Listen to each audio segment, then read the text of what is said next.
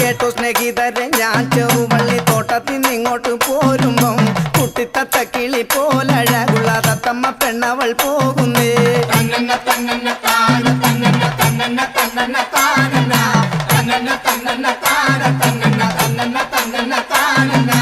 കണ്ടറിവുള്ളൊരു കാര്യമില്ലാതെ എങ്ങനൊരു വക ചോദിക്കും കുട്ടന്മാർ ഭൂമിയിൽ കഷ്ടപ്പെടുന്നത് കണ്ട